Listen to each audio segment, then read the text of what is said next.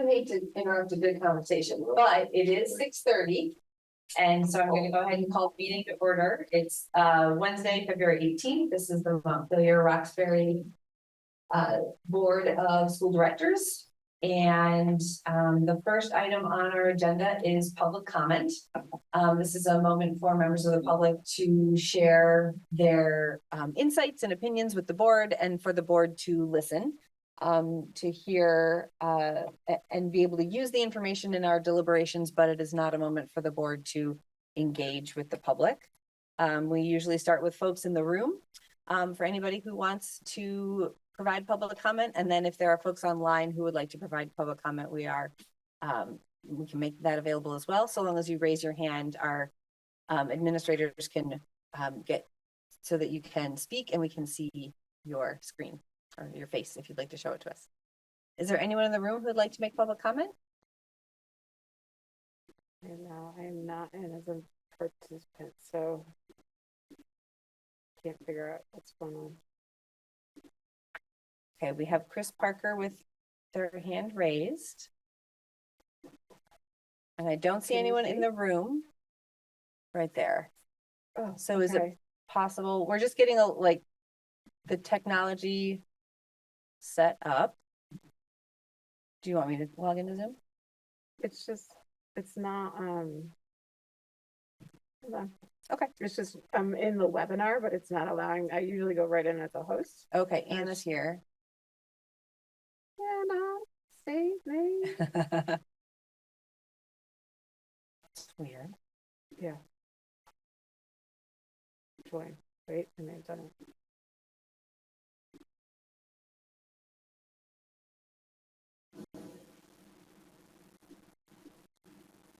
Okay, and it looks like we can see you, Chris Parker. So go ahead, you have the floor. Okay, thank you very much. Hello, thanks for, can you hear me okay? Yeah, I think so. Yes, thank you. Great. On January 21st of this year, I attended the school board meeting virtually and made a public comment. I had reviewed the meeting documents and had questions about slide 31, where it listed a $56,204 decrease in next year's budget under student support, nurse, guidance, social worker, speech, and there were no notes in the notes column. Prior to that meeting, I emailed my building and district administrators to ask about this budget reduction because I wondered if this was a situation that required advocacy for staff or students. I have been a school social worker at UES for 12 years, and I have been a social worker for over 25 years. Advocacy has been a big part of my personal and professional life. I was given very vague responses and told that if any individual's job was going to be impacted, they would be the first to know. I was led to believe that this cost savings included systems changes and efficiencies, essentially. I was hoping to get a bit more information than those email responses by attending the board meeting. I asked my question during public comment, and then Mia Moore brought my question up during the budget presentation to get more information.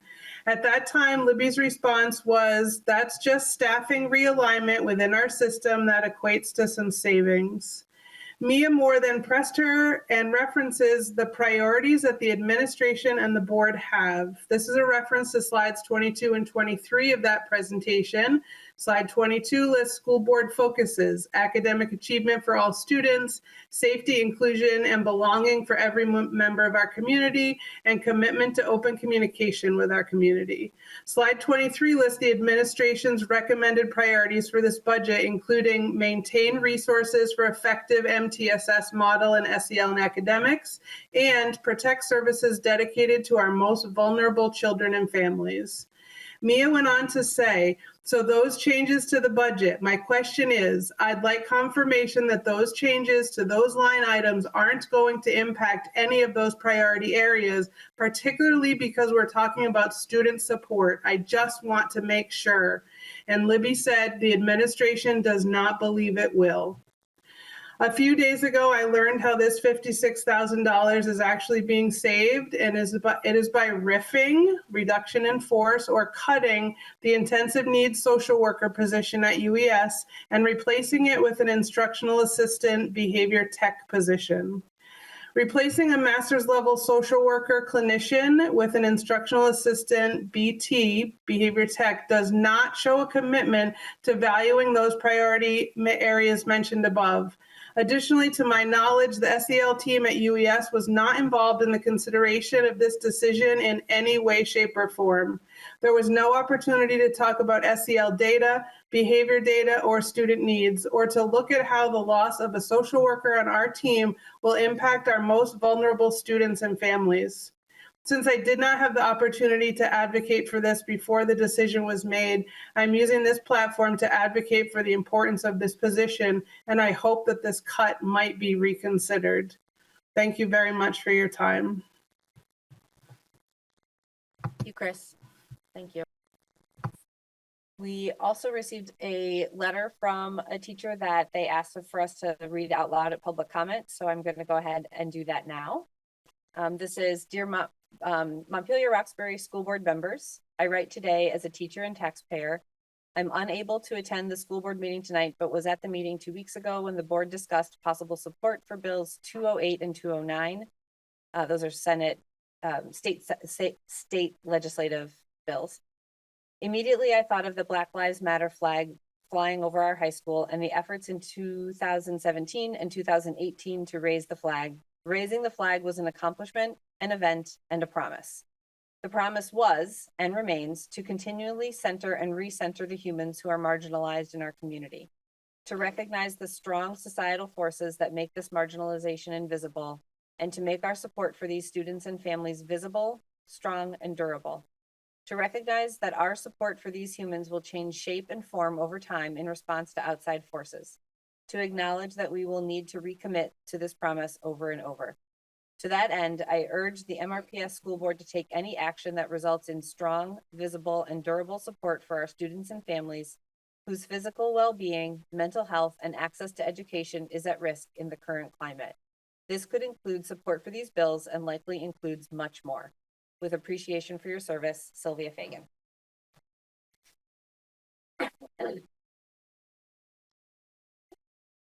And Sylvia, do we have any other folks wanting to make a public comment? Okay. So then we will go on to the next order of business, which is the consent agenda. This is where the board looks at a number of things all at once to help us move through our agenda quickly. And it's usually pretty typical, and sometimes it's the same things over and over. Minutes from previous meetings, our payroll, Libby's superintendent report, etc. Although I will take note for those of you who are following along at home, it does include the district calendar for next year. So you can go ahead and download that, print it out, put it on the fridge, whatever you'd like. And if there are any items on the consent agenda that a board member would like to pull for discussion, you may certainly do so. So with that, is there a motion to approve the consent agenda? I move we approve the consent agenda. Thank you, Jill. Is there a second? I'll second that. Thanks, Lynn. Any discussion? Okay. I appreciate the superintendent evaluations committee's considerations about our new board members coming and being thoughtful about how to support them coming in. Yeah. That's with help from the VSBA because they're well practiced at this. So thanks, Brett. Any other discussion? Okay, all those in favor? Aye. Any opposed?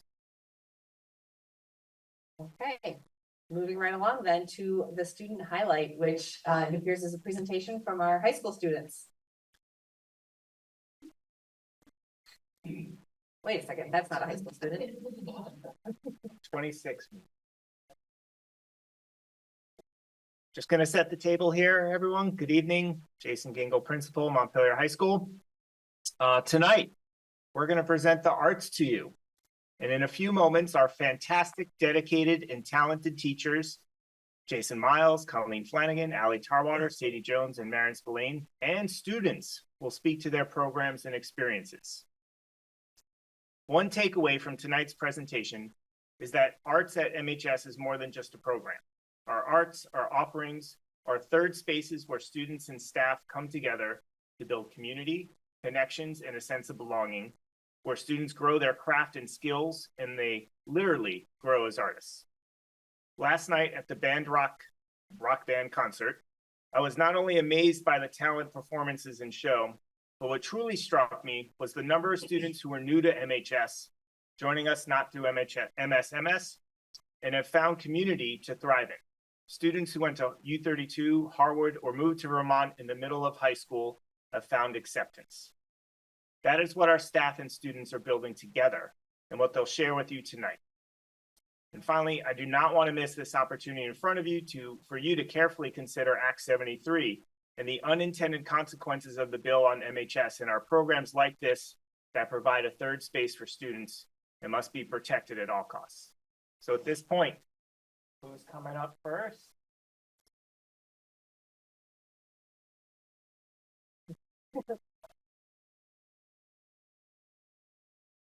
Theater and the arts are used to the applause.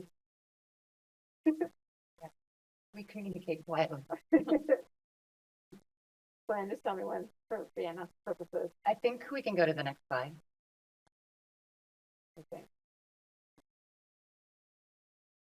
Okay, I'll just read this slide, I suppose. So 248 MHS students are enrolled in at least one art course this school year.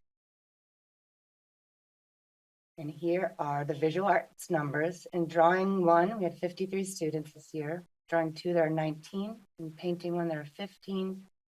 In painting 2, these numbers are incorrect because I have more painting 2 students than that. Yeah, there are a lot of add-ons. Ceramics are 36, and advanced art and portfolio, there are 5. And both of the seniors have been, that were in that class, applied and were accepted to visual arts schools. So say it again, Glenn. The Where? 2 seniors that were in the portfolio class applied and were accepted into visual arts schools. These are 2 award-winning pieces of art that were created. Shake Hagopian, when she was a sophomore, won the Congressional Art Award for Best Overall, and that painting was displayed in the Capitol building in DC for a year.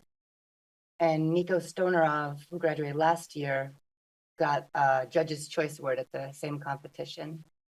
And his work was displayed, I believe, in the State House. There's some of your work, Mars. Would you like to speak? Yeah. Art has like always been one of the most important aspects of my life.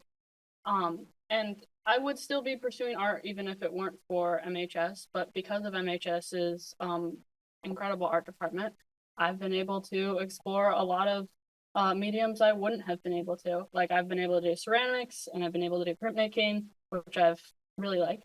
And I don't think I would have explored that at all if it weren't for the very extensive options that we have at MHS for different arts. Also within the art department, I've found a lot of connection with other students and with my teachers and Flan, who has been an incredible mentor. Yeah, and I've also found a different space in the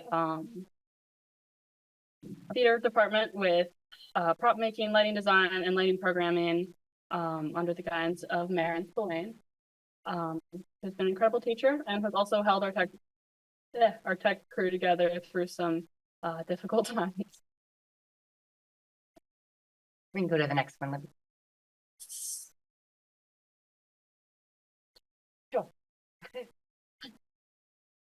First, let's just say those are awesome. Those are done by Callie. She's awesome.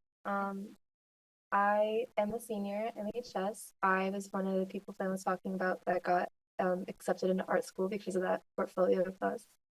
I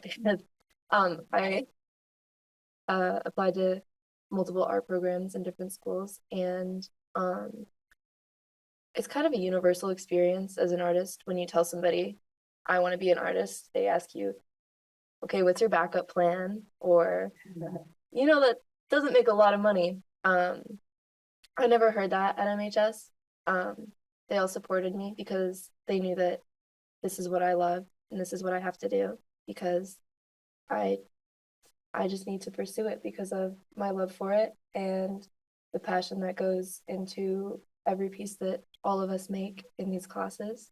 And at MHS, they don't just kind of avoid talking about the future. They don't just like support me in what I want to do. They hold my hand along the way and they show me how to get into these programs, like the portfolio class. I took it twice. And I made a portfolio that I ended up being really proud of. And instead of being nervous for the future, I'm very hopeful. That is because of the art department at MHS. Thank you. Hannah. All of the further slides are, yeah, just different students' work. From drawing 2 classes, we do a lot of drawing from observation. And now pick it. Oh, I didn't even have any of your work. No, it's the cover. I know, I wanted Oh, to. yeah. No, it wasn't there. Okay. Got it. And there's another one of Haley's in her PLS. Okay, Thank you. thank you all. Next.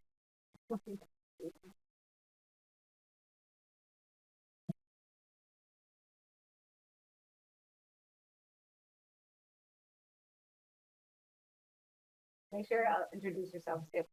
What's that? Make sure you introduce yourself, Skip. Yeah, this is Lucas, Zafia. I'm Jason Miles.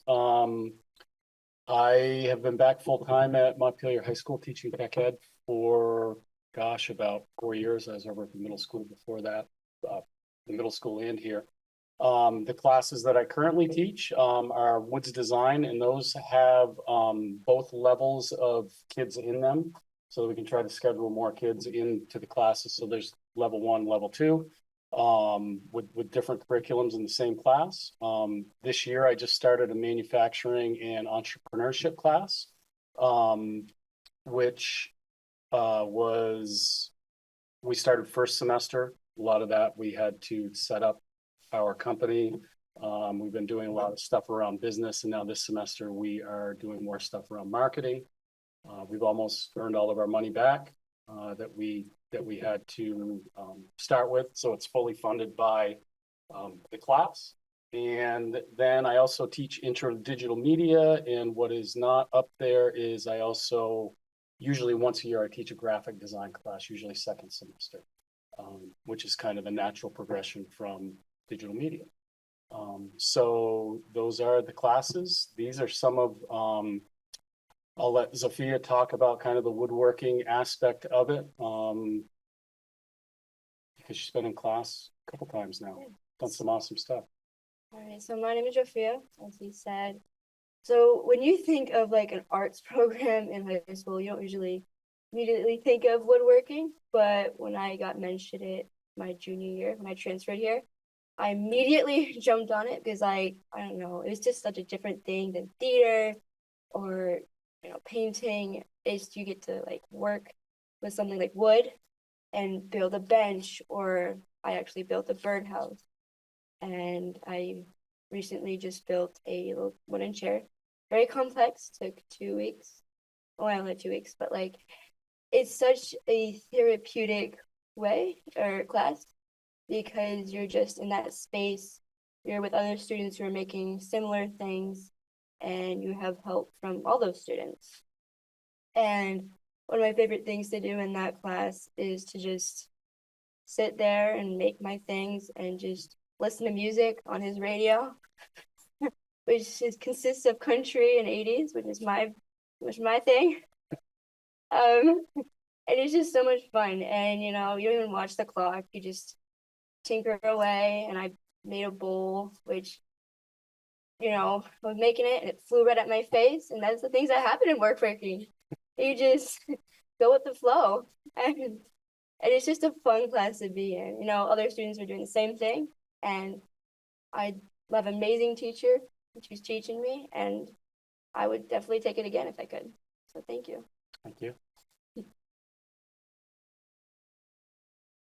This is our website for Montpelier Made, is the name of our manufacturing and entrepreneurship company. So I'm going to actually give you something at the end of this presentation. I hope that you guys can check out our website. The kids designed the whole website. We had a good run right around the holidays, but now we're finding that we need to remarket our business kind of to the greater community. We're actually going on a field trip tomorrow. We're going to hand out letters to local businesses, have them check out what we have to offer. And hopefully we can make some connections that way. Also for these classes, we've always done a ton of outreach with the community. Like we do stuff for Montpelier Live all the time. We've done these structures around the school. Sometimes we do units around that. We'll have an architect come in, a builder, work with all the kids. We did the pizza oven structure. We did the garden shed right behind it. So we're the famous chicken coop outside. That was probably 8 or 10 years ago. So we always try to do that, and the kids love it. Like they love going out into the community, whether it's a flower box or, you know, chairs for a business or whatever it may be. So it's really cool to see them in that environment and actually have something to be invested in and work towards, because they know it's for somebody else and they know that everybody's going to see it. So they've done some really amazing stuff.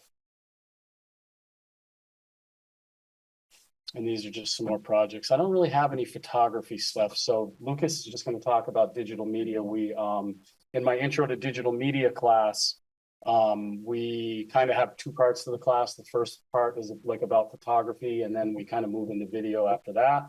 We've got some really nice equipment, some Sony A6100 cameras. My room is the only room that has workstations in it. So we have access to the full Adobe suite in there. There's 14 workstations. And this time of year is a little bit tough. We went out today and took pictures and did a photo challenge, but it was a little cold out there.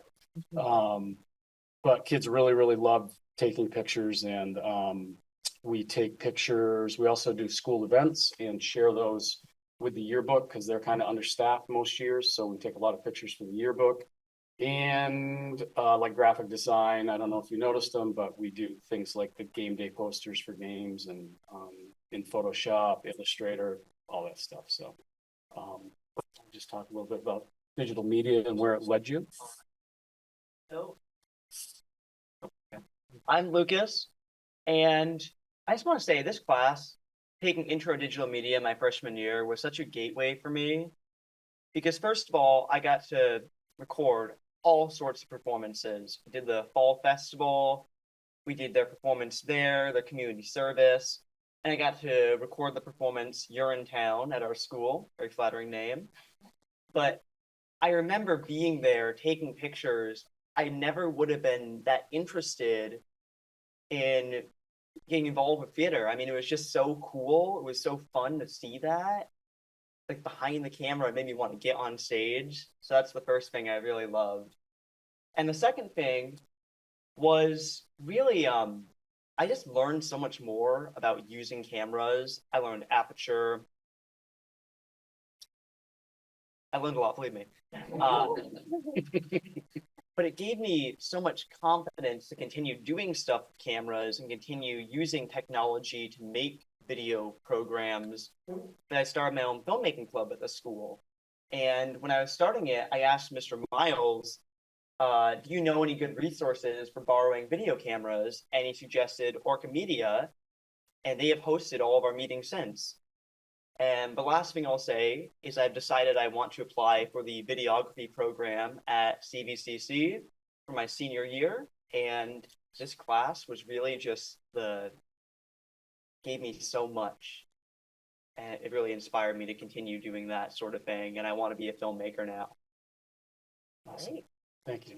You're welcome.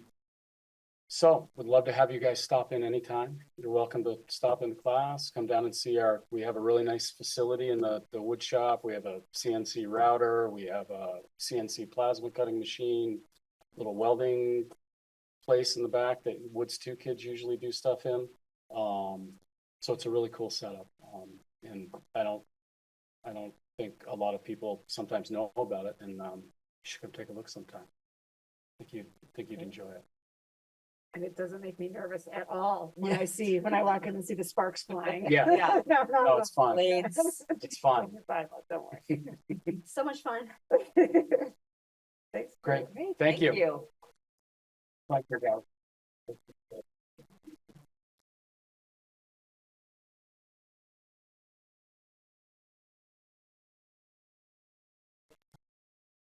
Yeah, nice chair now. Sure. Yeah.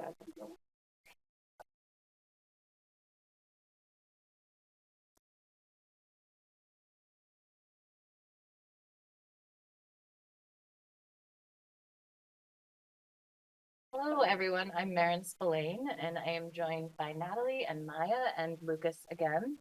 And we are so excited to tell you a little bit about what we do down in the theater. So these are some stats and some photos from recent plays. Oh gosh, I can't read it.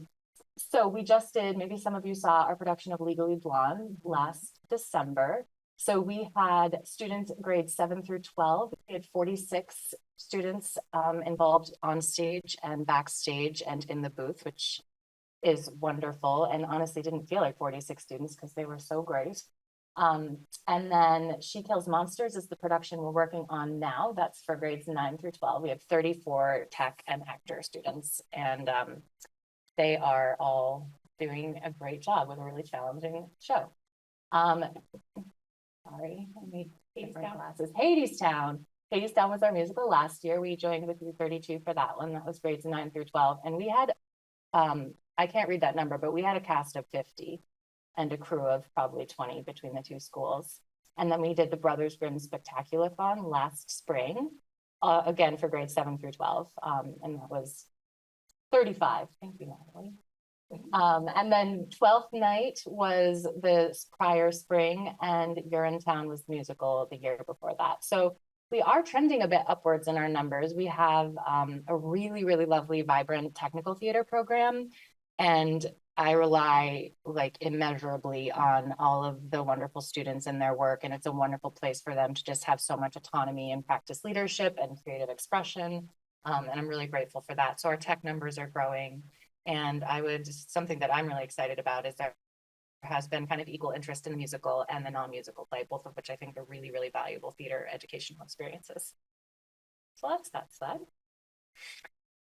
So one of the things that I love and just find so much pleasure in every time it happens is how the journey of telling a story through theater brings people together from all walks of life. It's a really equalizing experience. So I have students who have other hobbies outside of theater, different grades, different educational interests, like completely different personalities, might not be friends outside of the theater. But as soon as we all get into that space, we have one goal and we have this sense of purpose and belonging together. And I experience it as an adult when I act, but I experience it freshly every time we start a new process together. And I've watched a lot of kids come out of their shells and find their voice in that way and connect, and connections are made, I think, that wouldn't be otherwise. And it's kind of magic. I mean, it is magic. I'll just read a couple student quotes. During my time at MHS, the mass theater program wasn't just an extracurricular. It was the center of my high school experience and one of the biggest influences on who I am today. It gave me confidence, community, and a place where I learned how to lead, collaborate, and believe in myself. That is from Anna Blackburn, who graduated last year. She was a wonderful stage manager. Nora McCann says, while I was in middle school, I would go and see all of the shows performed at the high school, and now being in them is the highlight of my school year. It's such a fun experience where you make so many new friends and it helps to build so much confidence. So that's Nora. Nora is a junior this year. Ari says, for me, theater has been a place to not only connect with others and have fun, but provides a space to practice large-scale teamwork as well as practicing personal accountability. Ari is a senior this year. Also, check out that great picture of Natalie up at the top there in the pink boa. All right. Last one. Theater has been a fundamental part of my life since I was 10 years old. When I moved to high school level theater in 7th and 8th grade, I got the chance to meet people in older grades who have become some of my closest friends. I am admittedly a bit of a nerd. I love school and I enjoy having schoolwork, but on the days when I have rehearsal, it always gives me something to look forward to. There's something about that space and the environment that makes me want to come back every day. That's Elena Guadagno. She is a sophomore this year. Also pictured in that little hat, sorry. Maybe before we watched the video. Do you wanna speak, students? Start, okay. So I'm senior. I just, I love theater so much. I think there's so many different aspects to it. So I'm on tech because people act like you can do so many different things that involve so many different skill sets, and that really gives everyone a place where they feel like they do belong in this space because there's so many options and ways you can come in. I think Marin, Miss Jones, Allie, everyone working on the show have worked really hard to make mask theater a place where like people want to be. They want to come back every day, you know, and like just enjoyable to be there every day. Yeah, I think I played sports throughout all of middle school and my freshman year, and I joined theater sophomore year. And sports has a lot to do with competition, you know, but theater is all about teamwork. And I walk in that space and I know everyone there wants me to succeed and helps me do my best. And in turn, I try to do that for everyone else. And you are given a space where you can succeed, and everyone is working, like Marin said, to create something bigger than yourself. And you're trying to do it for the people there and everyone, the audience, people watching, people involved. It's just like a magical experience that everyone gets to be a part of. And I'm Maya, and I'm a junior at Montpelier High School. I've been a part of Mask since I was in 7th grade, and I've done every production that was available to me since that. And I just really appreciate having such an amazing program, because I can say without a doubt that theater people are the most well-rounded people I have met. And I think it's because we have that creative and emotional outlet. And I think that allows us to connect deeper with our peers. And just echoing like what Marin said, there's definitely people that I am so unbelievably close with in this program that I probably never would have even talked to if I hadn't been in Mask, which I just really appreciate because they are my closest friends and I love all of them so much. And I love having teachers that are just so excited about what they do as well. And I feel that the most from the arts department. All right, still Lucas. I'm a junior. And I want to say that I'll always look back on all these plays so fondly. I mean, being here, doing rehearsals, doing performances is always such a great experience, and especially the performing part. I mean, when we get into that tech week, we're going up there to like 7 or 8 in the afternoon, and then we have to come in, do our shows. That's just so fun because we're all going through the experience together. We're all getting to hang out. Usually you're getting pizza, and it's just so nice. Everyone's so incredible and talented and kind, and I get to spend as much time with them as possible. And I also just love playing characters, so it's been incredible.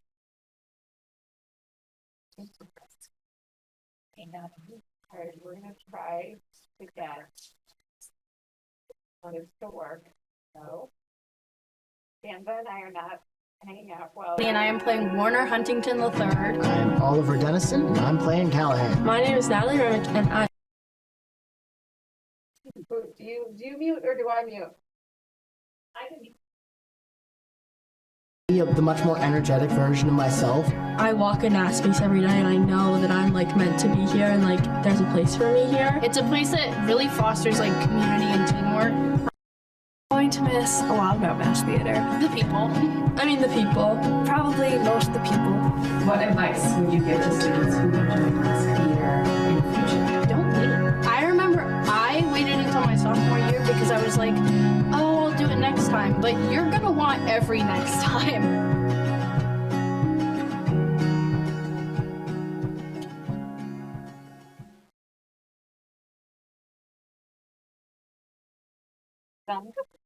Thank you.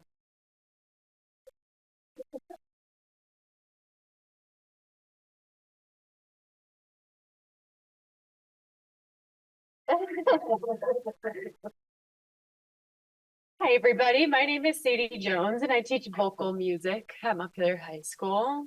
And I am, again, Maya Kotke's Cummings, and I'm a junior at Montpelier High School. So when I was trying to think about 3 words to describe vocal music and singing at Montpelier High School, I came up with community, teamwork, and joy. And those words were definitely inspired by students. On Friday, I asked them as our check-in question, I said, what does being in this space, in this department, at this school mean to you? And the majority of the students, they had lovely things to say, but some of the main themes were, I love coming to this space because I know that these people are my team, that they are going to support me, that we are going to do something incredible, and we are going to have a lot of fun while we do it.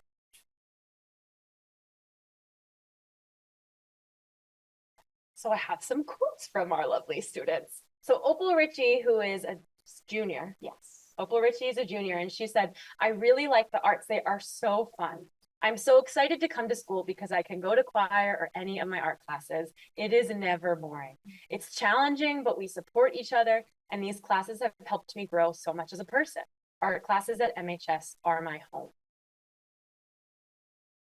You can see a ton of pictures all around the perimeter, that's okay, of this quote. And these are from a variety of events that we have. You'll see some fun selfies too. But we take students on lots of field trips as a music department. We go to festivals every year. We have 5 or 6 festivals that we offer. So students prepare auditions. They work really hard inside and outside of school to prepare a song. Then they go and sing in front of a bunch of adult strangers in a room on a Saturday. And sometimes they have to do sight reading. It's very intimidating and scary. And we are so proud of them every time they do it. And we're really excited that we are bringing students to every festival this school year. And I'm chaperoning some students next week during break in Providence, Rhode Island at the American Choral Directors Association Festival, which I'm so excited that they were accepted into. It is students from all New England, Pennsylvania, Delaware, New York, New Jersey. So it's a large pool of students that were auditioning for this ensemble, and they are going to work with some world-renowned composers and conductors, and they get to sing music that was created specifically for their ensemble. So written, commissioned for them, and their composers will be there. So how cool that we can offer students the opportunity to go sing with 250 other singers from all across the Eastern Seaboard, and premiere music for the whole world to see. It's really fantastic. Great pictures of that. Yeah. Oh, you bet. So here's a video from our New England Music Festival. We can't quite make them out, but I don't care if the train runs late, if the checks don't clear, if the house goes down. I'll be off where the weeds run wild, where the seeds fall far from this earthbound town, and I'll start to soar. Watch me raise like more. From Maya, do you want to read your quote? Sure.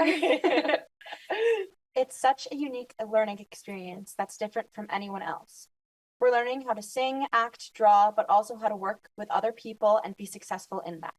I've learned how to take risks, and I've learned the most out of my arts classes as a person, how to be a person and about myself. Anything else that you want to add? Yes. Just kind of adding on to what I was saying, I just think, especially being in a choir, has allowed me to successfully work with so many people of such like a diverse background. There's people of all ages in our choir, and we're all genuinely rooting for one another. And I just appreciate that so much. And because if one of us succeeds, we all succeed. And all of us can't succeed if all of us don't succeed. Because we're a group. And also I just feel like this is the only class that I can say that I have where everybody is genuinely friends with each other, because it's just so much easier to make a connection with people that are rooting for you. And I really love that about choir classes at MHS. And we're lucky. Maya's a really great leader in that group. And we have so many wonderful students, like you said, who just are rooting for each other and show up. I don't think there has been a single class that we've had this year where there has not been laughter and smiling and dancing and shenanigans. The only class that somebody can sing Defying Gravity at the top of their lungs. And everybody else Nobody's will judging. join. Yeah. Yeah. The last thing that I'll say about music and singing in particular is that it is really good for the brain and the body. It's a great place for students to come and decompress, but also challenge themselves. It's good for our minds. When you sing in a group of people, your heartbeats sync up, which is a pretty awesome phenomenon and doesn't really happen in a lot of other spaces in the school, just saying. But it is a really special place for them to kind of be present and practice being in touch with their body and their posture and to create something with other people. Thank you.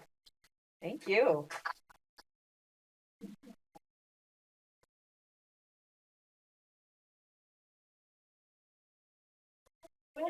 Oh. You know. Hi, everybody. My name is Allie Tarwater. I teach instrumental music here part-time at the high school and part-time at the middle school. Here at MHS, I do all the instrumental music, band, jazz band, and orchestra. And at MSMS, I do just strings. So I can't limit it to 3 words because I'm a yapper. And I was just, thinking about what the environment that I try to foster and in my personal performance as well, like what those ensembles do for me. And these are, the things that I kind of was brainstorming a little bit. And I think really the one that always gets me is family. I say band family a lot.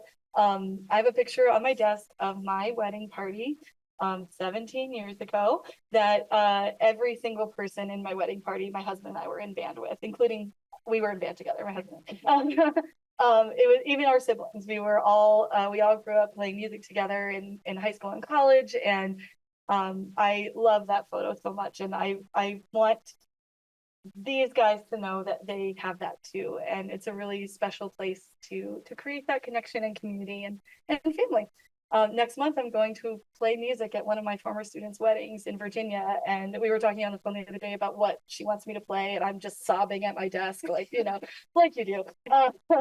But it's something that these relationships stay forever. I call my band director, who is 82 years old, about once every 6 weeks to be like, hey, how you doing? Give me some advice, bud. Hopefully they'll do that someday. Anyway, here's some pictures of our awesome kids. It's so much fun. If you come into my classroom at any point, it's so fun. We're doing hard work and we're having fun. Let's go next slide, Libby. This is Vivian Sheldon's essay that she wrote for her quote. I won't read it to you right now, but when I asked Vivian, she's a 9th grader, clarinet player in band. She was like, I couldn't stop writing. Vivian is the kind of person who music has meant so much to her entire life. She is in the Vermont Youth Philharmonic, which meets in Colchester on Sunday afternoons. She is very serious about clarinet. She just made All-State as a freshman. She blew me away with this. And I will read one little part of it. But I asked her, do you have a specific memory? And I'm gonna find it real quick. Oh, I remember this one time where 4 of my favorite people and I were in a practice room. It was a time where none of us had class and we all decided to go hang out in our home base, aka the band room. We decided on a song to play and we all listened to it before jumping in and playing. It was the best time ever. We laughed when we failed, we cheered when we hit the right notes, and we all got better together, which is what that space is for. Thank you. There are some other quotes from Charlotte Dostie, who's a sophomore, and Phoebe Bakeman, who's also a sophomore in orchestra. Charlotte mentioned our composition program. We have a really robust composition program here where all of our orchestra students in grades 5 through 12 compose a piece of original music. Our middle schoolers write for our high school orchestra students to perform their pieces, and the high school students write for professional musicians that we hire. And we work with professional composer Eric Nielsen, who is very prolific in Vermont. And every kid gets to work on their own original piece of music. It's a really special program that truly does not exist in other schools. I'm very grateful that I walked into this job 3 years ago and Hillary Goldblatt said, here you go. You've got a composer to work with, and these kids are well versed in it, and it has been amazing. Our students in band start that in 9th grade, so they don't get that in middle school, but when they start it in 9th grade, it is amazing every year, the things they create. I think Charlotte's pieces have been chosen every year since has been in 5th grade, which is really cool. She is extremely talented at composition. And then Phoebe, just a quick summary. One thing that I've known Phoebe since 8th grade, and she used to sit in the very back of the violins and play so quietly. And I was always like, I can hear that, and I can hear that sound in you. Bring it out, Phoebe. And then when she came to high school and started playing viola, the world opened up to her. And now she says in her quote, she's sitting front and center and playing as loud as she possibly can, which I love about Phoebe so much. I think before we go on, I'll let you guys talk and then I'll say a little bit more. Sure. I just love that it's such challenging work as well. I perform with the MHS Jazz Band, and it really makes students show up. Like, we're there at 7 a.m. to rehearse these pieces that we chose to be a part of too. And it's just so much fun, and it gives us permission to play, but also gives us so many vital skills, like being a hard worker and being a team player, that even if we don't end up going into music, we will keep with us throughout our whole lives. And I'm really grateful for that. I'm Jofia, as you know, violinist in the orchestra. And so I transferred here my junior year, 2nd semester. I'm a senior now. And this whole school was just new to me. And I remember during my tour here, in the beginning, the first person who was smiling and gave me a big hug was Allie. And I don't know, this class just gave me so much. Like, I walk in every day, and the whole place is just like a bomb blew up. Because like band showed up. But like we're all there smiling, and we're setting up the whole thing together. And that's what it all kind of is, a community. And it doesn't really matter how we sound, even though I think we're pretty good. We're playing all these concertos and stuff, but like we're just playing together as a big freaking group of different people from different backgrounds. And we're just all playing, making everyone smile. And even on the days when we're kind of like tired and we're just playing this music, Vandal. Oh, Vandal. We could play that for hours. And we're just having a fun time, And I think that's what music is, like just having fun, smiling, laughing, and just being our actual selves and not worrying what the next class is or what homework we have that night. Just being in the moment and playing music. That's what like it is to me. Just having fun. Thank you. Thank you. I wanted to just put out a couple of these photos. So last night we had a rock and jazz band showcase up at the hub, which was pretty amazing. In band class right now, we have I took my numbers off, I'm sorry, so I'll tell you real quick, but in band class right now we have 32 students enrolled. And we do a breakout bands unit in this like kind of transition between our December concert or November this past year and our spring concert. It's a long stretch.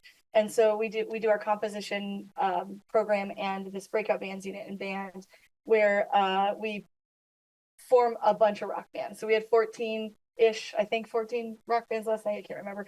And jazz band also performed.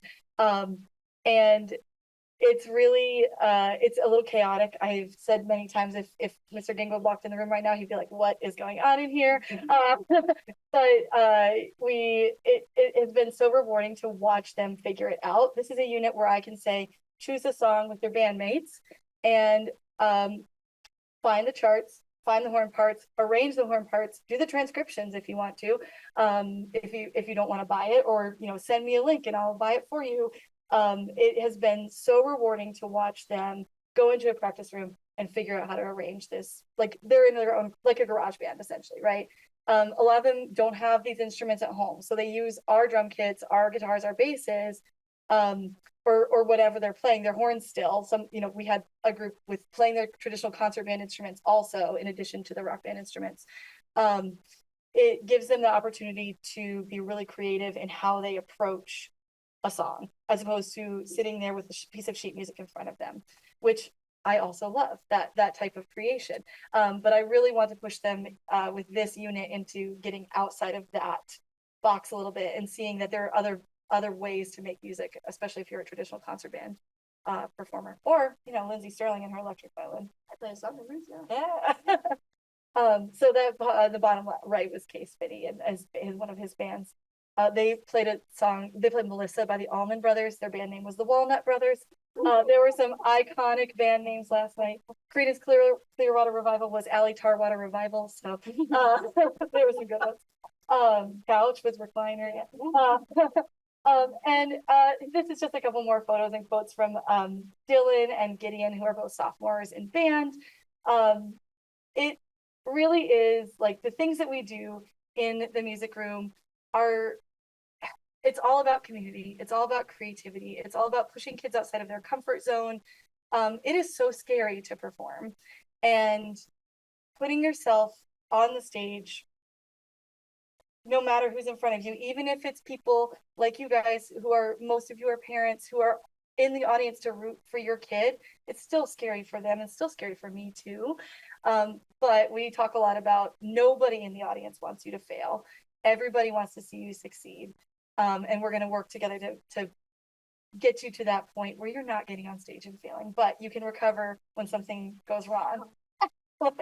We had some moments, and but they recovered, and it was the best. And I don't know, that was one of the things last night that really I took away, was like so proud of you guys being able to like snap right back into it. Anywho, I really think that community aspect is so important to our overall school and to our music program in general. And then if you want to see it, there's one little clip of our Red Clay Jazz Band, who I'm sorry they weren't here.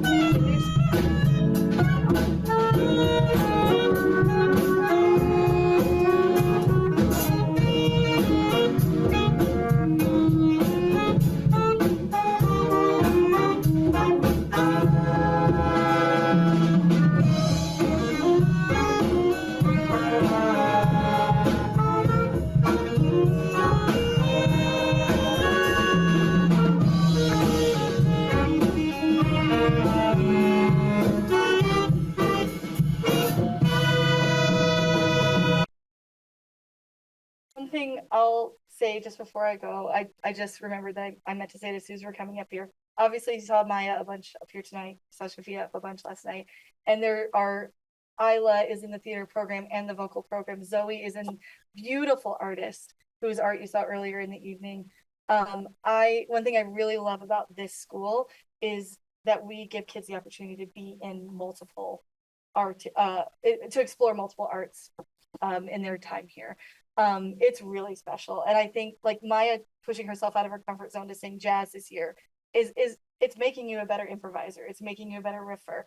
She can use those things when she performs in musical theater. Jofia, coming to the rock band concert last night might be like, oh, maybe I'll pick up that electric violin again. I love that our students are so multi-talented and are not scared to explore those different avenues. When I was in school, you were a band kid, you were a choir kid, you were a basketball player. I didn't have this luxury, and I wish so much that I've been able to be in choir. I wish so much that I've been able to be in visual arts. And so I really, really love that about our school and our community. Thank you guys. Great. Thanks for listening. Thank you, everyone.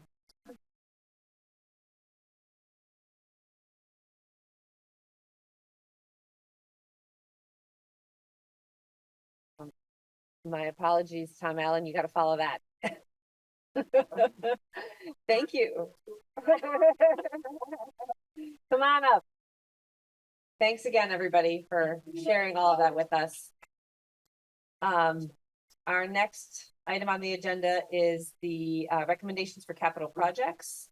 I'm actually going to kick it to Tim first to give a little bit of an overview, and then we can have Tom and Libby answer questions about the projects themselves. Thank you, Mia. So the this project, which has been a long time in the making and a long time in the conversation, I think really excited to see all the work that the administration's been doing on it, presented to us at our operations committee this past week. And I think right now we're ready to move forward with a decision on the work that they've done. So sent around a memo earlier, just kind of reminding everybody where we've been on this project, starting from last summer when we seeded the capital fund with a significant amount of money in preparation for this work. Tom and team have whittled down the many options that they've presented to us at various times to a set of 95 windows, 74 at UES, which are the inner courtyard where the youngsters typically go to recess, and then 21 egress windows on the first level of MSMS that in different weather conditions may or may not open, depending what the temperature and humidity are outside. So all very important projects and as folks who've been on the board for a long time know, have been on the list for years, it seems like. So great that we're moving forward. So a couple things I think to flag are, Tom and team brought on Andrew LaRosa to help with the bid process. Spent a long time talking about what type of approach to take, a design bid build or a construction management contract. There's background in the materials on both of them. I think very appropriately chose the construction management approach so that we could have a contractor help us with the project, starting now and going through construction. They've done a bid process that included pre-qualifying bidders, whittling it down from 5 to 3, and then you have the 3 bids in the materials that were presented. Their recommendation, which the operations committee heard and all support, is to go forward with the low bidder, a firm that's capable of accomplishing this work and that's doing it at an appropriate cost.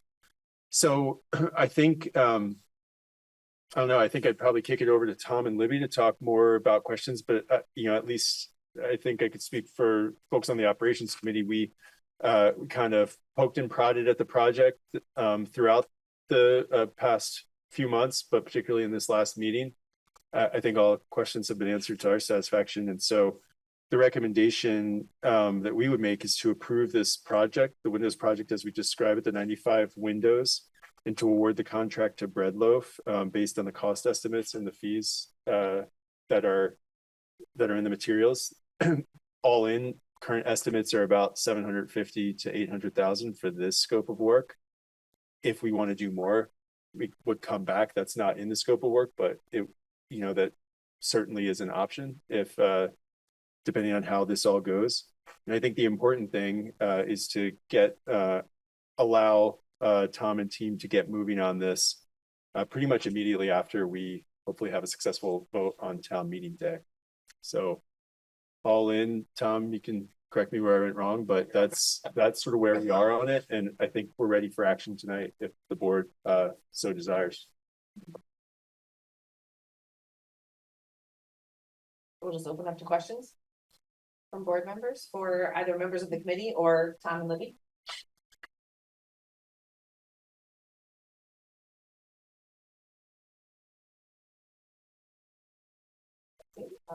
No, I just know that back on October the 15th, I believe we did have options. We were trying to give everybody to have a choice, and we were trying to zero in on option 3.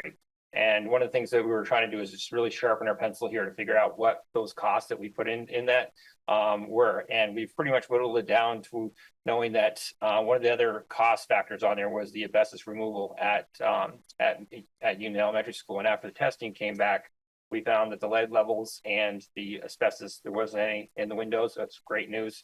And knowing that was the big chunk of the project with the 74 windows there, we're going to be able to just basically just take them right out of the with a very slight bit of just knowing that it's lead and it's going to go to a landfill that accepts it.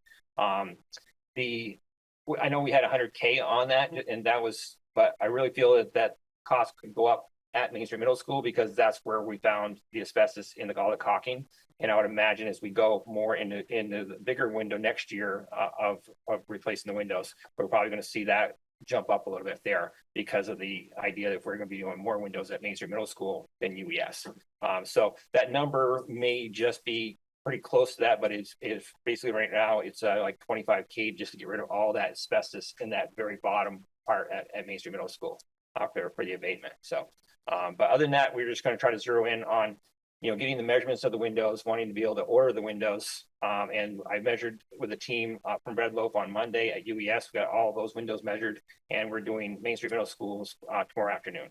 So they'll have all the numbers. So all we're waiting for is a thumbs up, basically, so we can go ahead and order that. Along with the other part of it was we also talked about putting some money into the Main Street Middle School playground, which that equipment will take a little bit of time to order too, to make sure it's here. And if we can make sure we put that order in too, that would be the next thing to move forward for that for summer work. So. I just have a couple of Yeah. questions. The first is, I mean, certainly appreciate going with the lower bidder, to save the district some money. But Tim, you mentioned, and maybe Tom, you can answer this, that you feel confident that they can complete the work. If you can just give us a couple of examples of what is backing up that confidence. Well, what it was is, they kind of came in very aggressive, and they came out and admitted that. They've done a lot of work on the Route 7 corridor.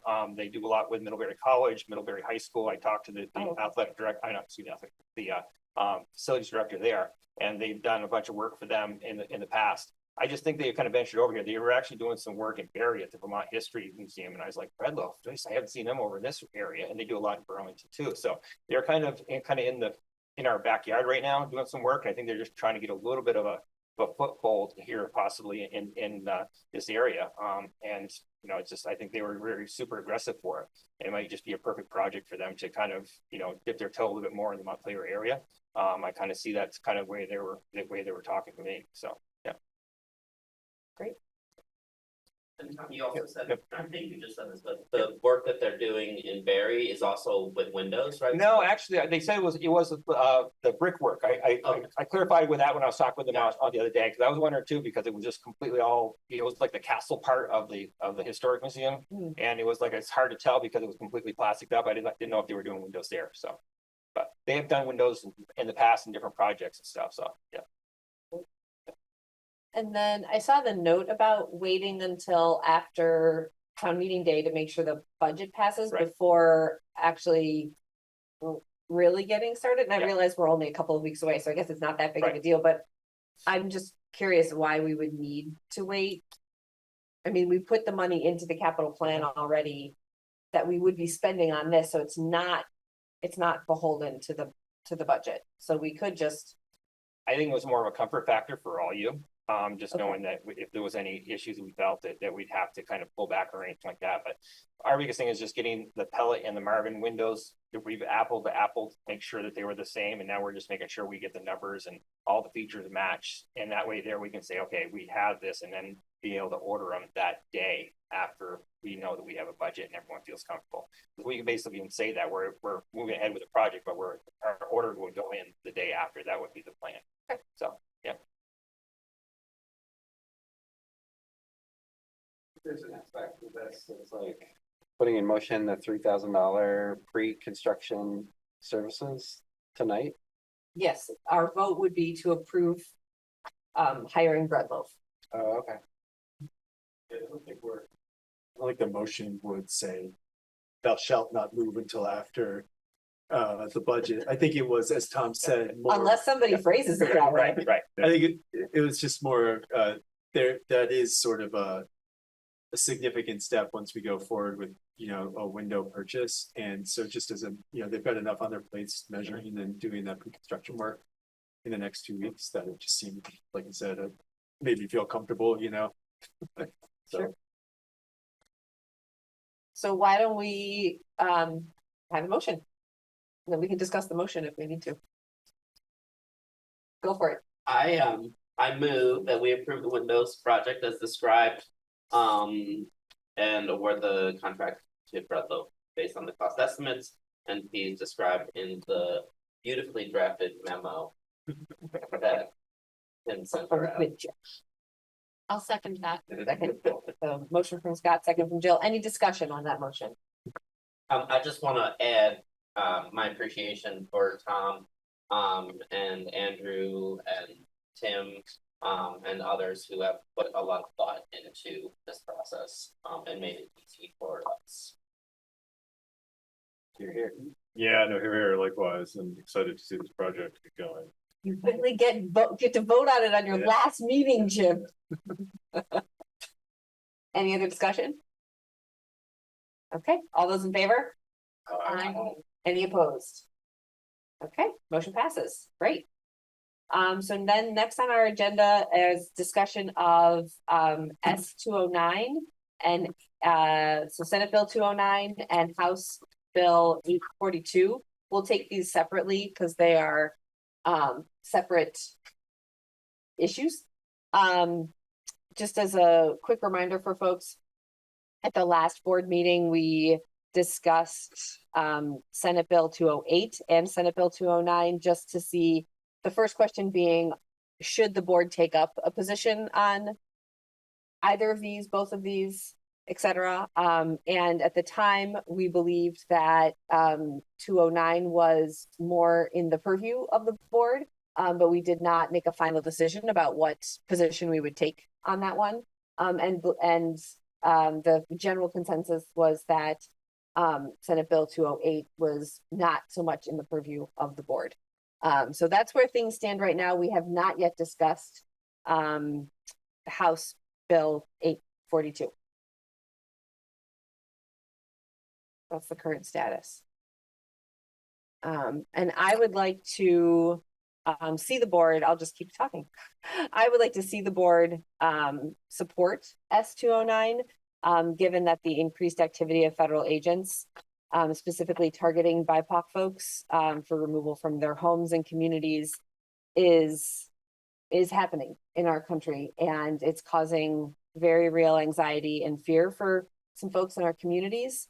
And as Libby and the rest of our administrative team said so eloquently in their email to the community earlier this month, every child in our district has a right to an education. And we are committed to supporting our students' well-being. And we certainly have clear protocols in place in our schools. And I have no doubt about our staff's commitment to using them if necessary. And if there's anything that we can do as a board to help provide further protection for students and staff, I'd really like to see us do it. This bill, S-209, would add schools to that list of sensitive areas where civil arrests are not permitted, including traveling to and from those sensitive areas. As of Friday, when I last checked, it had passed the Senate and was on its way to the House. So there's still Both 208 and 209. I had only checked in on 209, but I believe 208 also passed the Senate. So I would like to see us support it.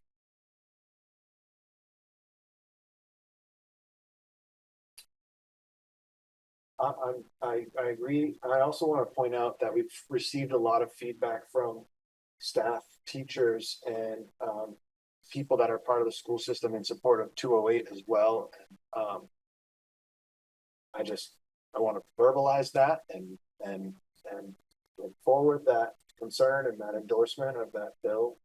I don't know whether or not we should as well, or if our letter of support of 209 could also include that is the feedback that we're getting from our community, our school community, maybe not the broader community. I'm not sure exactly, but it's definitely heard loud and clear that the teachers and staff in the school buildings are for both of those bills.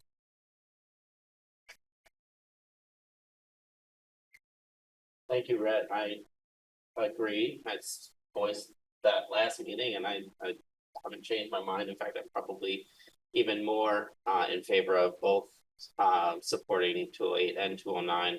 The overwhelming feedback that we've gotten is, like Rhett pointed out, in favor of us vocally supporting both of those. In fact, I don't think I haven't seen a single correspondence suggesting that we don't. So just wanted to add to what Rhett was saying. Thank you.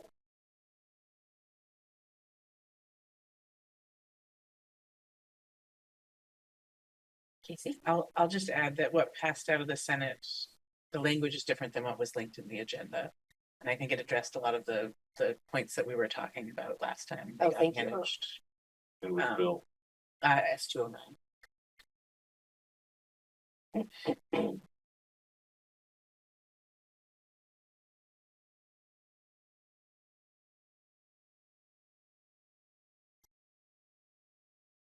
Any further discussion on? Why don't we take them separately? S209.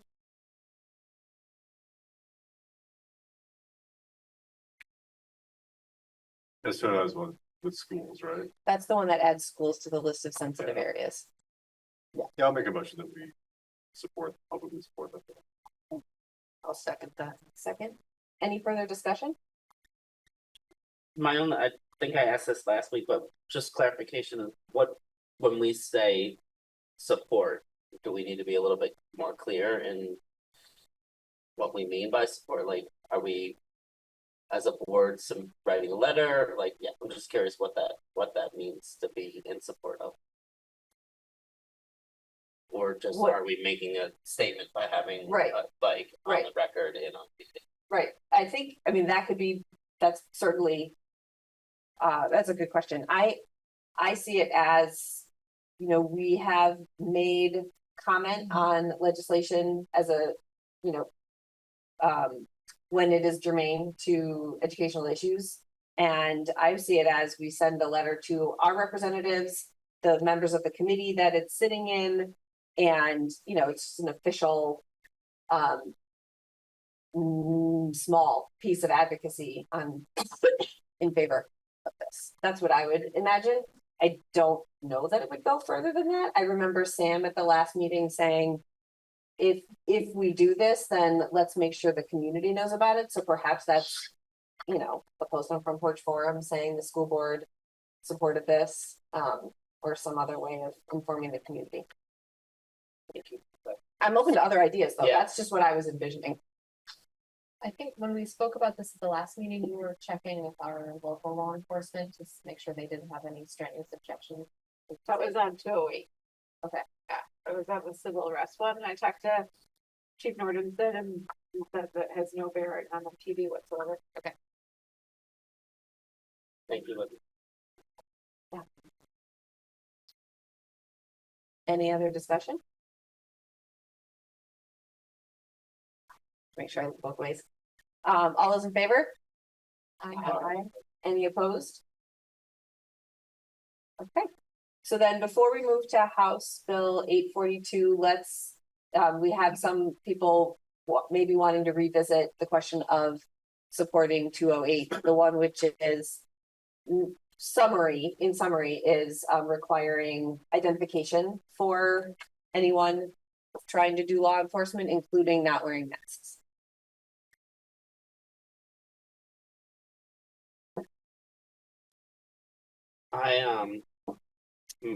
We were emailed by a group of educators, and then a second group sort of added on, and one thing that really struck me is how they pointed out that their job doesn't end at I can't remember the exact wording I'm trying to find it, but at the edge of the school grounds, right? That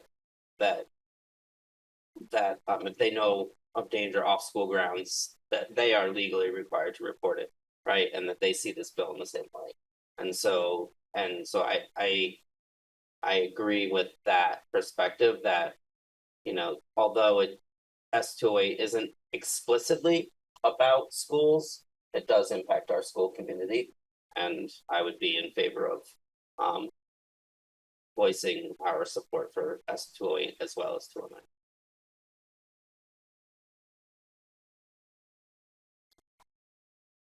Thanks, Scott. Any other thoughts?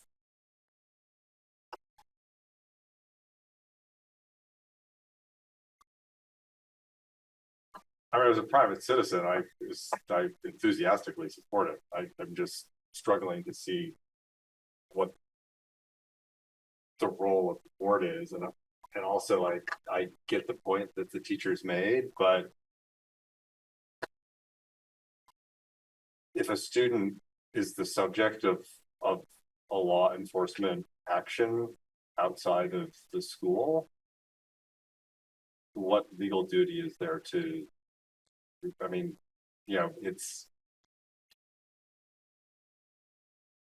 I mean, I'm slightly more comfortable hearing that it doesn't affect the, you know, the police are on board. It just feels out of our bailiwick.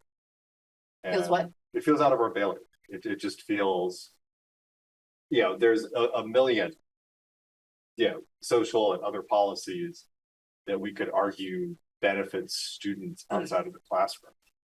I'm not sure that it's the purview of the board to get in that space when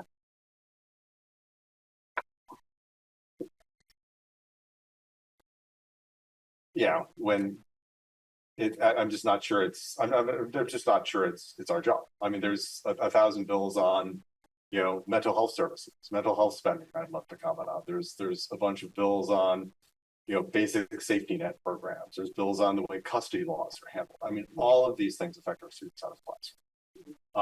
We could have a role in all of them. I'm sure it all have opinions. I just am not sure that's what we are here to do. I think I agree with Jim. And I mean, in my own personal life, yeah, this is a no-brainer, but it doesn't really connect with the school district. I'm not seeing it. So yeah, if we comment on this, then we would be commenting on hundreds of bills every year.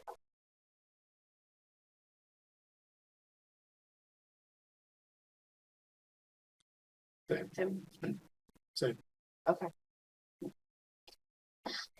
I do really appreciate the discussion. I think, and this is fairly new to us as a board, getting involved in legislation. And so it's a little bit about figuring it out as we go and setting parameters for ourselves, which I think are important for both transparency and ensuring that we remain focused on what's best for students.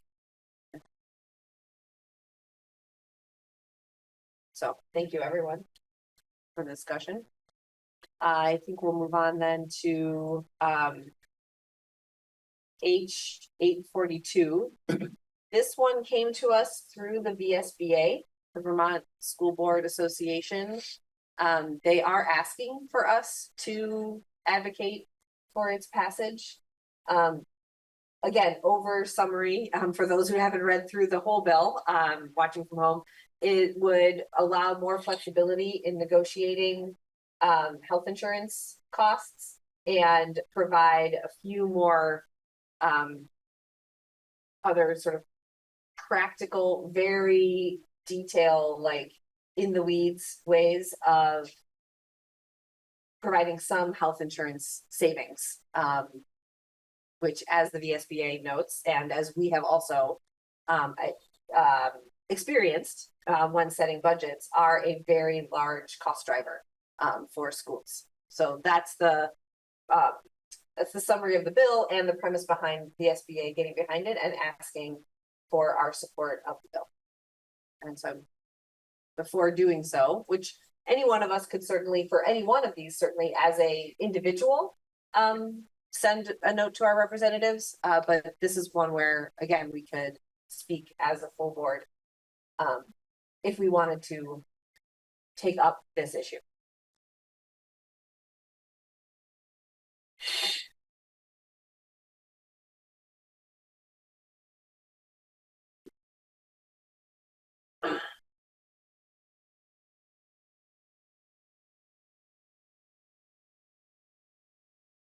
I'm interested in supporting it if it's design. I haven't read through all of it yet, but it appears the design is to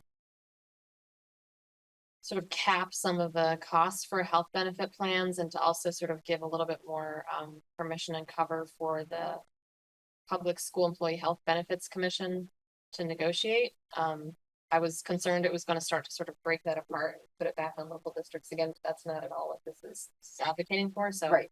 it seems like worth trying, considering the huge impact that health insurance, healthcare costs are on our school budgets. So I'm supportive of it. And just to confirm, it's addressing the negotiation that happens for school employees. Does it go beyond that? I couldn't tell. Okay. Yeah, it's specifically for school employees. Okay. So first question being, does this make sense for the board to weigh in on? We've got Jill saying yes. Yes. Yeah. Because it's, I mean, health insurance is a big deal for teachers and it affects. Yeah. What we do. Is there anyone who thinks we should not take it up? I think it's fine. Is there anyone that can walk through it? I'm not sure I understand it. I'd be curious what the position of like the interest groups are on it. So the big points are currently the negotiation for healthcare, the arbitrator, which it always goes to arbitration, has to pick all or nothing. So it's either all of the union's proposals or all of the Vermont School Boards Association's proposals. Okay. It doesn't look at, currently, they don't look at any other comparisons.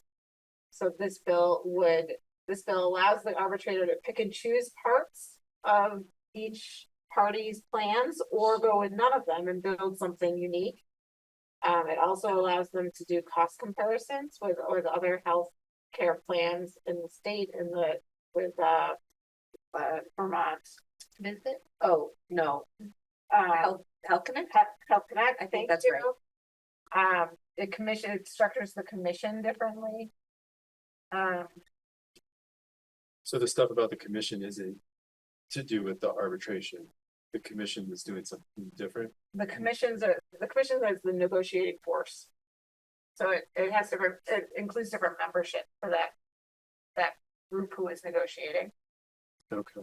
And it does also try to cap healthcare costs. So it's the single bill that I've seen so far in the legislature. And those more in tune with the legislature may differ with this opinion, but it's the lone bill that I've seen that actually addresses a cost driver. Not just trying to cap spending or not just having hopeful plans that a redistricting might save money, or it's the lone thing that could actually cap or address a very big cost driver. Libby, can I say, when you say cap costs, what is that like? What does that mean? Does that mean that those costs then are borne by the employees or like when, yeah, I don't know the process. I'm curious what happens to the costs once they hit the cap. I can just read you I don't know if this will answer your question, but just to read you the sentence from the bill, this Yeah. bill also proposes to place a cap on the actuarial value of health benefit plans and to include a list of factors for the commission's consideration in making its determinations. So I think that just means it's gonna tell the insurance company what they can actually, like, cap what they can say the plan is gonna cost. That's how I interpret that, but I could be wrong. There's also a line, that about capping the actual value of the plans at 88%, which is more similar to state employees. Currently the teacher's health plan is, I forget what the specific terminology is for it, but it's very high actuarial value, which means it's like the person who is getting the health insurance is paying very little. So, and that's because teachers' plans usually have health reimbursement arrangements. So it's like they don't, when they go to see a provider, they don't pay anything out of, like, no copay or anything. So that's my layman understanding of insurance in this case. Mm-hmm.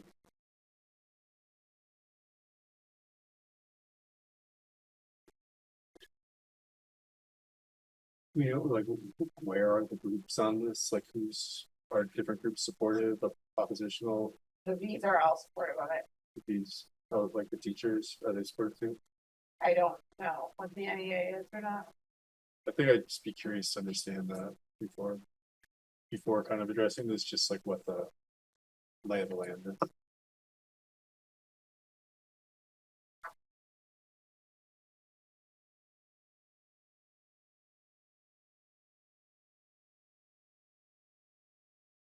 So do we have other thoughts on whether or not the board should weigh in?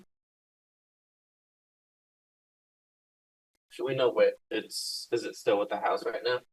Yeah, we got an action alert from the VSBA earlier today. I think while you're looking at that, it's also important to note they're not negotiating again until FY 28. So this bill wouldn't go into effect until FY 29.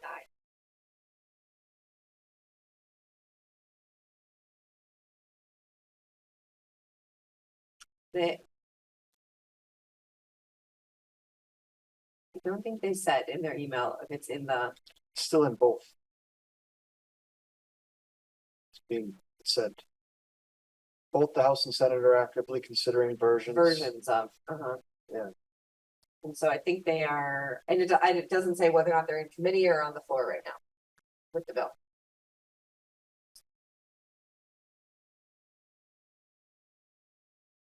For me, knowing that the Vermont School Board Association and Superintendent's Association and Principals Association is in favor of this and advocating pretty strongly and asking for our support in it is a big motivator. Especially because we are not going to see, without doing anything, we're not going to see health insurance rates go in the other direction. And as we continue to look down further into the future on trying to set budgets that maintain the robust programming of examples of which we saw tonight, it feels like if there's anything we can do to loosen the reins on that health insurance has on us, it would, we should do it. So that we don't have to start cutting from other things in order to preserve health insurance. I agree. And also VASBO is in support of this. So that's quite a few V's. I think the NEA is very unlikely to support it. But you know, I think if boards are saying like, hey, like state, do something about healthcare, and then the state is looking to do something about healthcare, you know, you kind of have to support. So that's where I land. Yeah, no, I think I'm in a similar spot. It would be great to hear what the NA's position is, but that's the pretty impressive lineup, and we definitely have a good focus. Yeah, and that presentation earlier was, I mean, I was blown away by it, and for someone who did a lot of art in high school and had a high school that had a chunky budget, so I could, you know, spray a couple $100s of oil paint on a canvas and have fun with it. I know that when times get tough, those are the programs that get the most pressure first. And yeah, we cannot continue to have the skyrocketing healthcare costs we are with other pressures and expect to give students the education and experience they deserve. So yeah, it's just something.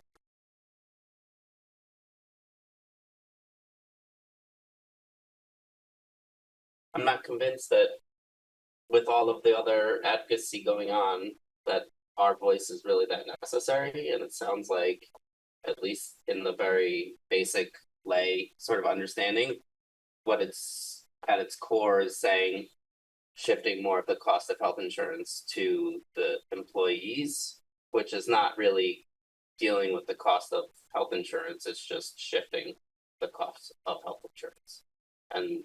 And again, I certainly don't understand the legislature and the legislative intent, but that's at least what I've heard in what was described to me before.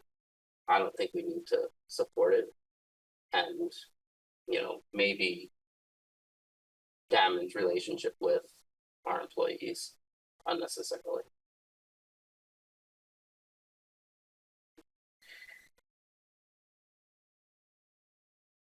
Yeah, I think for mine, I'm not in a position to support or oppose it at this time. I don't think. I can't hear Yeah, I you. can't hear you. I'm sorry, I'm not in a position to support or oppose it at this time. I don't think I know enough about what it'll actually do. And to Scott's point, you know, if it's not really addressing healthcare costs, it's just shifting them. I think, you know, if that would be the case, I think it might be useful to see this in context of a more of a broader conversation about comp. You know, it's not just picking at one issue in isolation. So I'm not educated enough to have this at this point.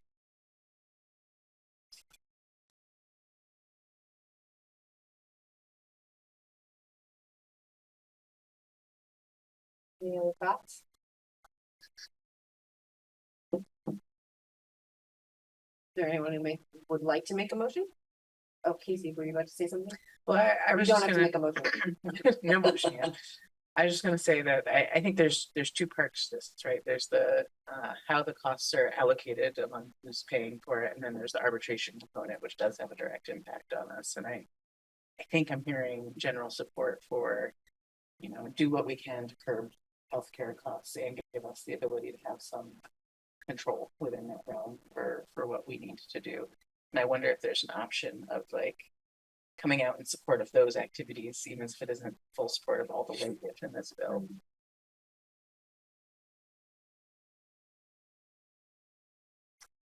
I think that's also because I think I very much understand Scott's point, but I also know that, you know, you have an all or nothing arbitration situation, that ability to, you know, find a more cost effective compromise is limited.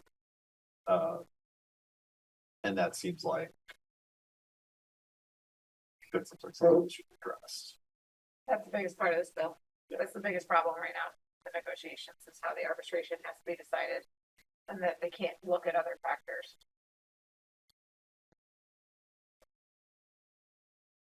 I mean, but I think, you know, Tim Scott's points are fair, especially, you know, Tim just not feeling comfortable with the bill. I don't think any of us have the time to know.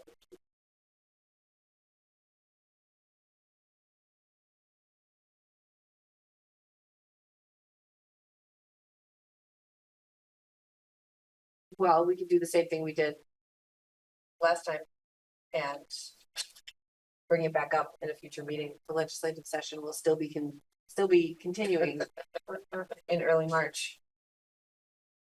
To give members a chance to learn a little bit more and maybe get a little bit more context on the pieces that we have questions about. Sounds good. Okay.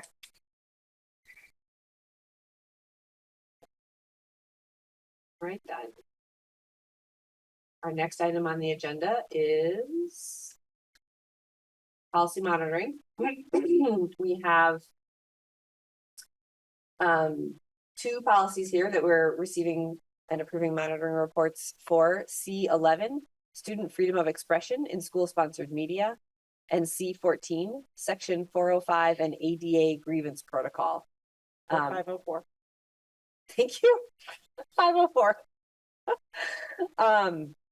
So we usually take these as a package, but again, if any board member wants to pull one off for discussion, that is absolutely fine. So is there a motion to approve the monitoring reports for C11 and C14?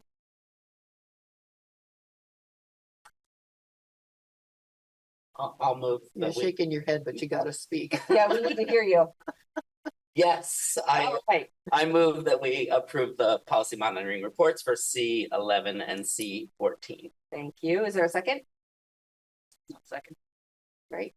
And any discussion? All right, all those in favor? Any opposed? Okay. Next item on the agenda are the first readings for new policies or revised policies that maybe we've previously had on the books, but we need to update. C6, participation of home study students. C2, student alcohol and drugs. And B3, alcohol and drug-free workplace. Anything from the policy committee of note on these?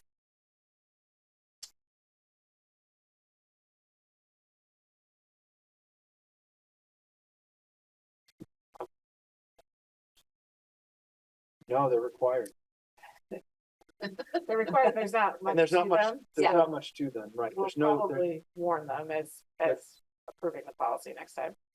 there are no significant changes either from what we had. Yeah. It's just. Language. All right. To recognize Rhett's emotion on all these policies lately. He's been really dogging this and making that effort, and it's a lot, and I really appreciate it. So thank you, Rhett. Thanks, Brett. All right, we don't need to do any motions. They're just on the agenda to get in front of us. And as Libby said, we'll probably just warn them in time for the next meeting, in which case that they will be in the consent agenda and we will pass them when we pass the consent agenda. All right. I'll also say in terms of the policy committee, we'll be losing 2 of our policy committee members. And so we're waiting to see how our breakdown into how our committees kind of play out when we reconvene as a full board again after we no longer have our current board members. If you lose a lot, doesn't that mean you get like a high draft pick? I think we do. I think we got a pretty good draft pick. No, I think if you lose the most experienced board members, you get a low draft.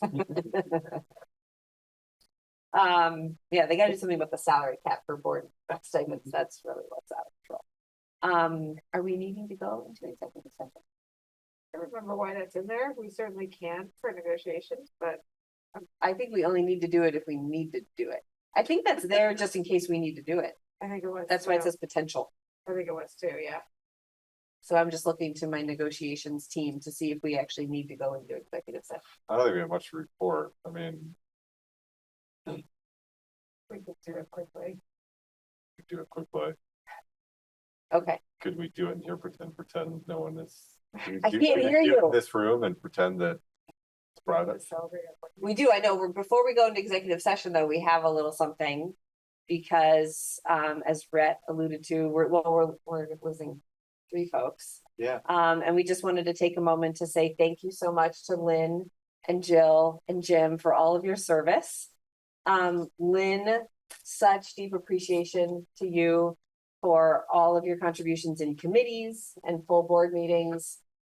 You've brought very important insights, and not just the insights of those of a non-caregiver population, but even beyond that.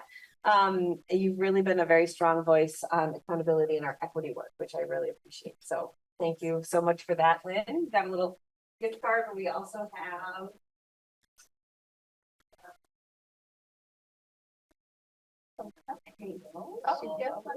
sweet.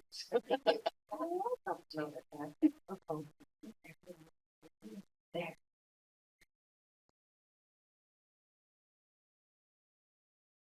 And I want to say to Jill, really want to thank you for bringing empathy and compassion to the moments when we really needed to make hard decisions. And your words carried weight because you often chose very strategic moments to speak. And I also wanted to say thank you very much for serving as vice chair for this last year. It's been really great to have your partnership. Beautiful.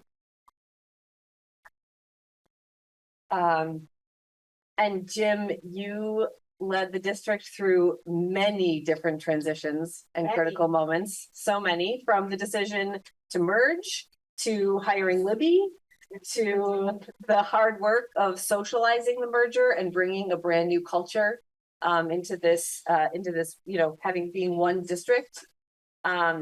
Difficult funding decisions, countless hours in negotiations with our staff, and without a doubt, throughout it all, you remained very clear about what the big picture is, which is what is best for our students.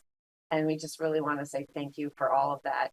Not just the years of service, but your steadfastness. It's made a big impact on this district. Yeah, no, thank you. It's been an honor to serve this community and serve this board and serve this administration and serve the kids.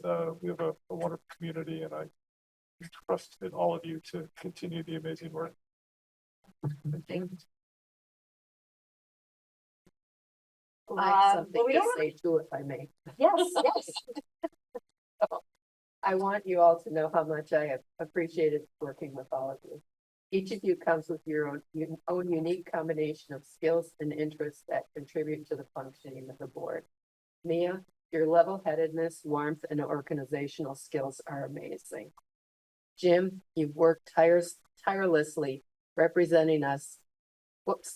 Jim, you've brought the long-term wisdom of many years of service and the perspective to the decisions that have to be made. Jill, you've worked tirelessly representing us on the Career Center board. You keep our policies on track and bring warmth and compassion to the issues. Tim, your knowledge of finance, easygoing manner, and calm approach to issues have been much appreciated. Brett, your commitment to the Roxbury community has been impressive.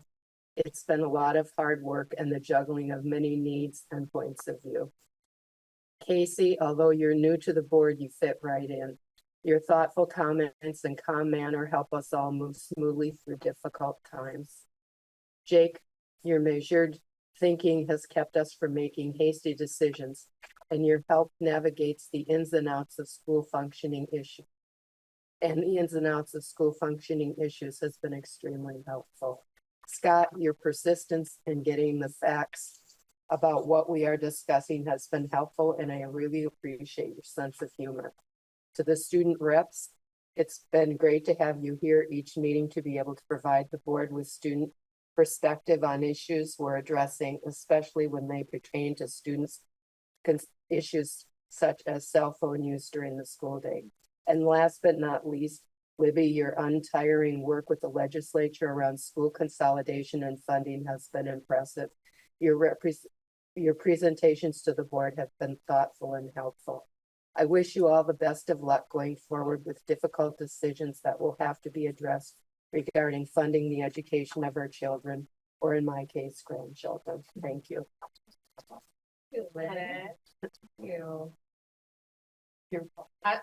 I'll just quickly say I did not prepare anything. I've been on the board for 6 years. It feels like it's been really quick in some ways, and I feel like I'm kind of, you know, maybe in the future I'll come back on here when I have a little more mental capacity. But at this time, 6 years ago, we were getting ready to go on February break, and this weird thing called coronavirus was like hanging out there in the universe, and it was sort of this joke. And when we came back for our very first board meeting in March of 2020, we had to decide to close the school for 2 whole weeks. And it felt absolutely insane after having just gone on school break. Were we going to have to close school? And little did we know what was coming. And so that was like our first foray into serving on the board, and went through the school resource officer conversations, the conversations about Roxbury Village School. It's been really an honor, and I've learned so much from everybody who's served on the board. There's just been so many of us over the years, and it's just, I feel really fortunate. Similar to when you say you work at the tax department and people go, oh, I know, it's actually a really lovely place. I would say thank you so much for serving on the school board. And truly, like, I feel really fortunate to have had this opportunity. It has not been a burden. It's been like sort of perspective changing, and I'm just really grateful to all of you, and grateful to all of you who are continuing to hang in there, and really excited to see the new faces come on. And yeah, Libby, I'm gonna start crying. So yeah, you really have been 2 amazing leaders for this district. It's been an honor to watch. Thank you. And that cupcake and flowers. I mean, I hope I'm good. Flowers, and now Executive. we need to go to executive session. But wanted to make sure to do that in public session, not wait until we were in executive session. Thank you everyone for all those years. Strong work. And so now moving into executive session. Does anybody else have it in front of them? Can provide the first motion? I move to find that premature general public knowledge regarding the board's strategy regarding labor relations agreements with employees would clearly place the board at a substantial disadvantage because the board risks disclosing its negotiation strategy if discusses the proposed contract terms in public. Is there a second? I'll second. Thanks, Lynn. Any discussion about that motion? Okay, all those in favor? Aye. Aye, okay. And then the second motion. Can read it. Yeah. I move to enter executive session for the purpose of discussing the board's strategy regarding labor relations agreements with employees under the provisions of Title I, Section 313A1, capital B of Vermont statutes, labor relations agreements with employees. Is there a second? I'll second that. Okay, any discussion? All right, all those in favor? Any opposed? Okay, we're going into executive session.